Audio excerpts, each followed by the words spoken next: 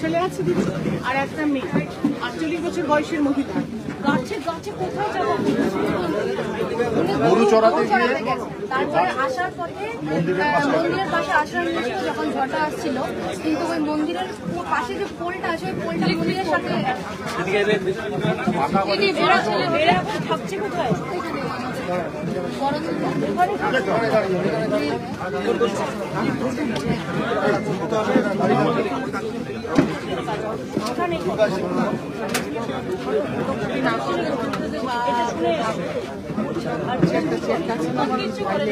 সামনে একটা করা হয়েছে কিন্তু যেহেতু ঘর বাড়ি ভেঙে গেছে বলে কেউ বাড়ি ছাড়তে চায় আরে বাড়িঘর গুলো তো তৈরি করতে হবে না সেই জন্য এখন যখন বাড়িঘর তৈরি যতক্ষণ না হচ্ছে ততক্ষণ রিলিফ ক্যাম্পে থাকলে থাকা খাওয়া দাওয়া সবই করবে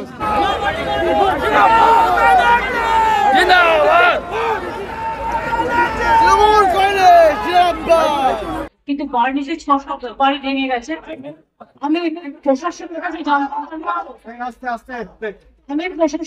জানতে পারলাম রেস্কিউ অপারেশন অলরেডি ওভার হয়ে গেছে এখন নতুন করে রেস্কিউ করার কিছু নেই অ্যাডমিনিস্ট্রেশন খুবই ভালো কাজ করেছে এবং এখানকার ডাক্তার নার্স স্টাফ থেকে শুরু করে সিস্টার থেকে শুরু করে তারা খুব ভালো উদ্যোগী ভূমিকা নিয়ে দারুণ কাজ করেছে ইভেন অনেক ক্রিটিক্যাল পেশেন্টকেও তাদের বুদ্ধিমত্তার দ্বারা তাদের সুচিকিৎসার দ্বারা তাদের স্টেবল করেছে আমি প্রত্যেকটা পেশেন্টের সাথে কথা বলে এই ঘটনায় দেখুন মর্মান্তিক ঘটনা বাংলায় প্রচন্ড বেশি ঝড় হয় কারণ বাংলাদেশ আর বাংলা পশ্চিম বাংলা এই দুটো জায়গা হচ্ছে নদী মাতৃকা দেশ আমাদের পাহাড় অরণ্য পর্বত নদী সমুদ্র জলাশয় প্রচুর আছে তেমনি ঝড় জলটাও খুব বেশি হয় এবং আজকেও মাত্র 3 মিনিট এটা মানুষ বলছে আজ যে ধোয়ার আমারই গা শিউরে উঠছে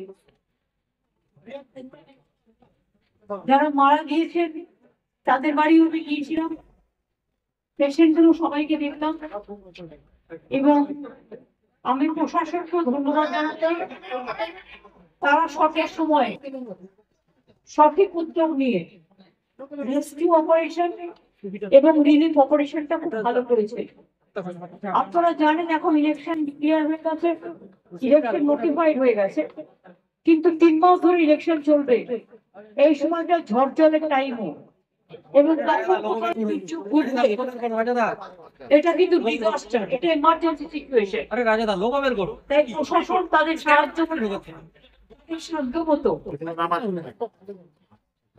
পলিটিক্যাল পার্টির লোকেরা election code of conduct declare হয়ে গেলে ফাংশনারিজরা বলতে পারে না কিন্তু আমরা তো নিশ্চয়ই বলতে পারি আমি নিজে গভর্নমেন্টেও আছি যে প্রশাসন মানুষের পাশে ছিল আছে এবং থাকবে এবং প্রশাসন তাদের যাবতীয় কাজ ঘর বাড়ি থেকে শুরু করে ট্রিটমেন্ট থেকে শুরু করে রিলিফ দেওয়া থেকে শুরু করে বাদ বাকি আরো কিছু যে সমস্ত সহযোগিতা করবার সেগুলো প্রশাসন তাদের সময় মতো করে দেবে ক্ষতিপূরণ কি দেওয়ার সম্ভাবনা প্রশাসন করবে এটা ডিএম কে জিজ্ঞেস করবেন পরে আমার সামনে নয়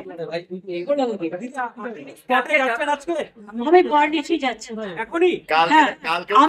আমি রিলিফ ক্যাম্পে অলরেডি কথা বলে নিয়েছি ওরা খাওয়া দাওয়া করছিল তারা রাত হয়ে গেছে ঘুমিয়ে পড়বে হয়তো আমি ওই জায়গাটা দেখতে যাচ্ছি কালকেও কি থাকছেন পরিস্থিতি কাল সকাল থেকেই তো অ্যাকচুয়াল ক্ষতিটা জানা যাবে না ক্ষতি অলরেডি আমরা জেনে গিয়েছি এবং ক্ষতিটা মারাত্মক হয়েছে, কিন্তু ক্ষতির থেকেও আমি মনে করি মানুষের জীবন, 5টা জীবন গেছে, বাদ বাকি জীবন যাদের আছে তারা বেঁচে থাকুক, সুস্থ থাকুক।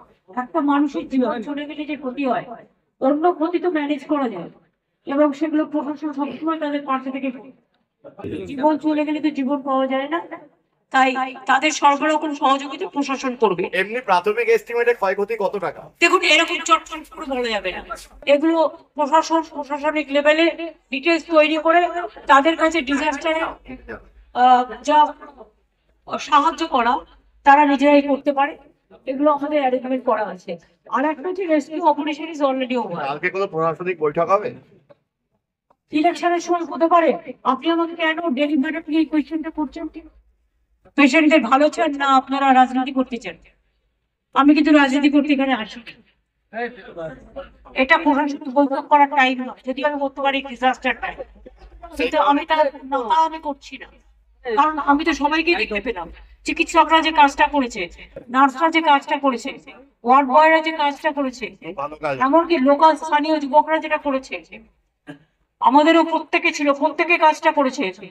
এবং বললো কিভাবে ঘটনাটা ঘটেছে আর কি, এটাই বললো কিভাবে ঘটছে, কিভাবে হলো। তারপর জিজ্ঞেস করলো যে কে আছে, কে আছে, ওটা জিজ্ঞেস করলো। বললাম যে আমার 2 ভাই 1 বোন আছে। বোন কী করে জিজ্ঞেস করলো, আমি কী করে জিজ্ঞেস করলো, এটা। কোনো আর্থিক সাহায্য বা কাজ চাকরি বা এরকম কিছু একটা আমরা তো এরকম কিছু বলিনি। তারা কিছু বললো? না, তারাও সেরকম কিছু জানি না আমি কি বলছে। আমি তো অন্য কাকিমা বলেছিল আমার, আমাদের তো কিছু বলিনি আমরা। দিদি কি বললো আমাদের, যে ম্যাডাম কি বললো? ম্যাডাম তো বললো যে সাথে আছে, ভালো, এটাই বললো। কোনো আশ্বাস দিল? হ্যাঁ, অবশ্যই। কি বললো? বললো যে সব দেখে নিচ্ছি, এটাই বললো। কেমন লাগছে? খুব ভালো।